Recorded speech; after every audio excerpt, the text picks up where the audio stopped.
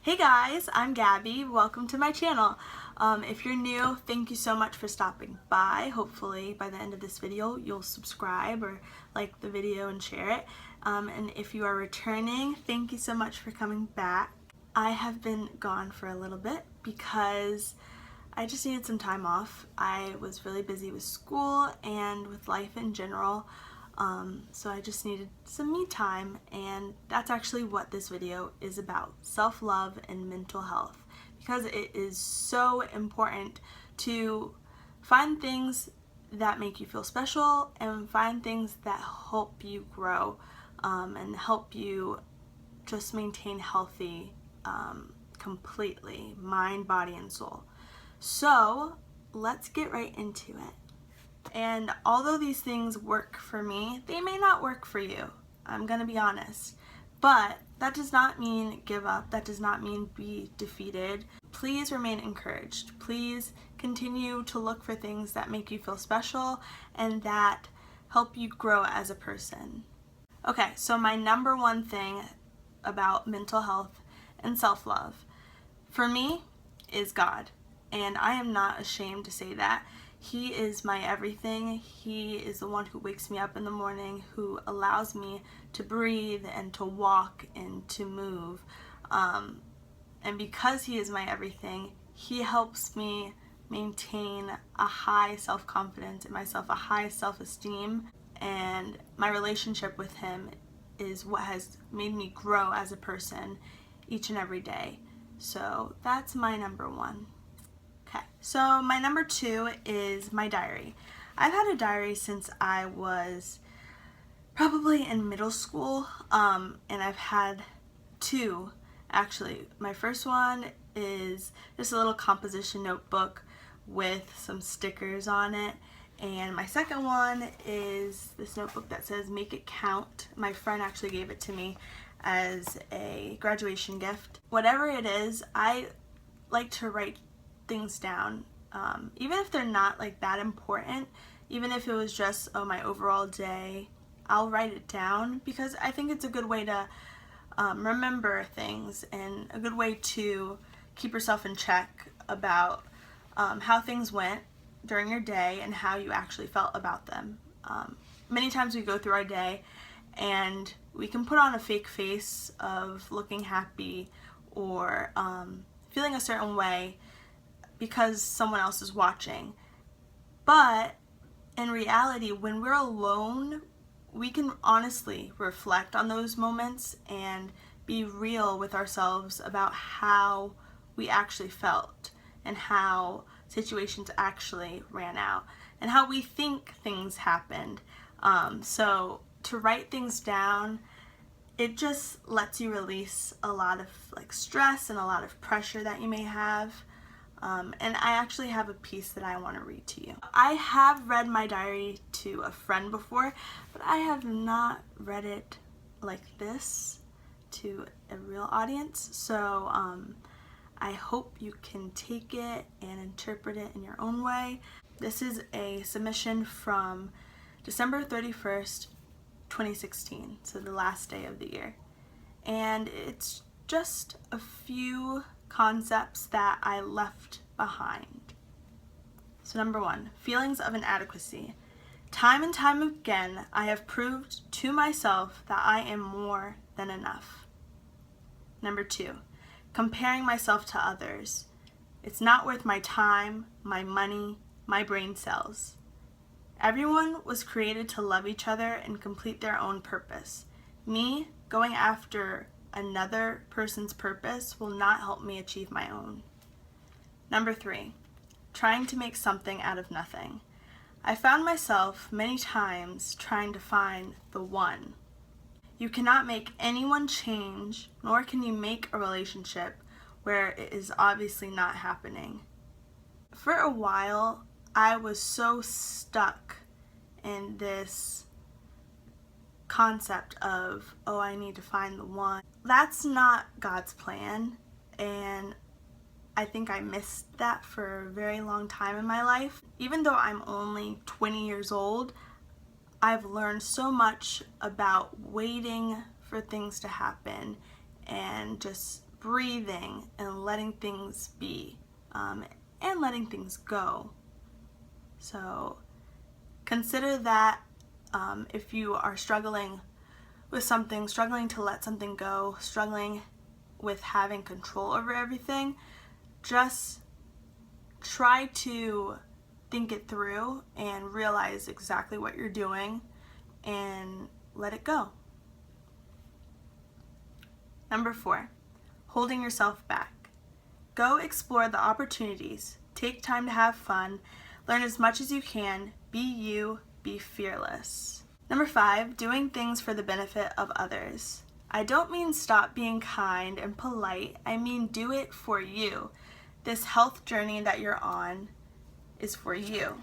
Reach your body goals, your eating and reading goals. Devote yourself to yourself and see your flower bloom. This is your time. Please enjoy it. 2017, leave those things at the entrance. I think overall I've done a good job this year with leaving those things behind, especially with doing things for the benefit of others. I do struggle in that sometimes because I do recognize myself as like such a nice person and someone who is reliable, but sometimes it gets to the point where I do too much for other people and I don't realize that I'm hurting myself, and I don't realize that I need to step back and let myself breathe. So if you are that person, try to create time for yourself and try to realize that your life is more important sometimes. It really is. My third thing with self-love and mental health is find activities or hobbies that make you think, that make you go deeper in yourself.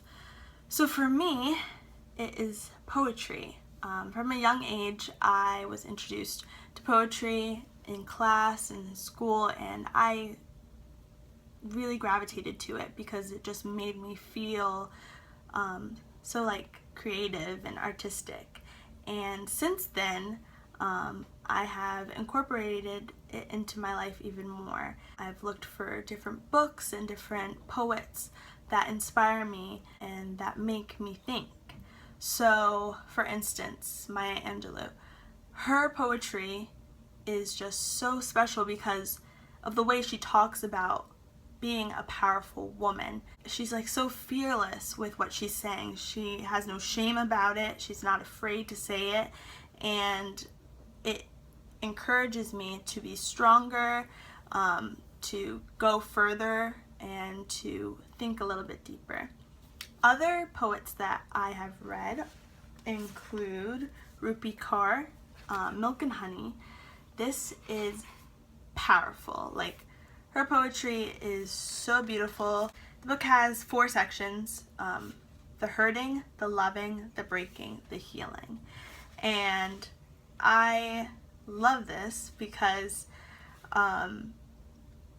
whenever I'm feeling one of those emotions, I can go to that section in the book and find a piece that connects to me in that way, and that honestly makes me feel better.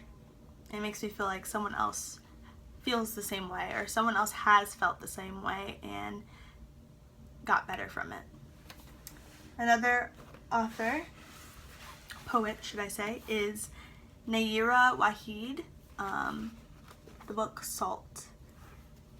It's just page after page after, you can't see that, page after page after page of poetry and little teeny poems, such as this one, "The warmest light is your body."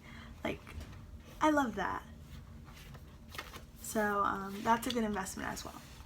And my third book, which is my absolute favorite right now, I Love My Love. And you see that, there you go, by Raina Biddy. And if you are a Kehlani fan, she is the one in the intro doing that piece on self-love. Okay, so a few last comments and notes about self-love. It's hard, and if you are struggling right now with who you are and with seeing yourself in a good light, honestly, ask for help if you need it. Do not be afraid to ask for help. Do not be afraid to reach out to someone and confide in them. You know, you have to have those people around you who you can trust and who you think are loyal, so that you can have those moments where you need to just break down and let someone know what's going on. So in the description box below, I have listed some of the different phone numbers you can call and places you can go to get help with this, because it's not going to be easy, at least for me. Mental health, you know, I do have anxiety. I will admit that. I don't have anxiety in the way that it is depicted in movies, where I break down every 5 minutes. You know, some things are so dramatized in movies and in shows to make you think that people who have issues with their mental health have issues overall, or there's something wrong with them. There's nothing wrong with having some sort of mental health issue, and I think we have to stop that stigma. You know, I get anxious over little things, and usually I have a little breakdown or a meltdown when I'm alone. It's not when I'm with people, because I get in my head and I start to overthink things. So we have to do a better job at combating that as a society, because there is a label placed on people who struggle with seeing themselves in a good light or as special. You know, people aren't nice. It is what it is. People aren't nice all the time, and people will look at you differently, but you can't let that hold you back from being who you want to be and from living the life that you deserve to live. You are a special person, and you have to remember that. There's things in you that the world needs to see. You are here for a purpose, and just because someone else does not see it does not mean that it is not there. It will forever be there, and it will forever be growing as you grow and as you mature in your life. I really appreciate you guys for watching this video. Like I said, I wanted to devote some time to being honest and to sharing these things with you guys, because it's so important to me, and I know it's important to a lot of you. So thank you, and I will be better with my next couple of videos. Please leave any suggestions, any comments, share this, like it. Feel free to subscribe if you haven't yet. I'm so excited for what is to come. Thanks again, and see you guys next time. Bye.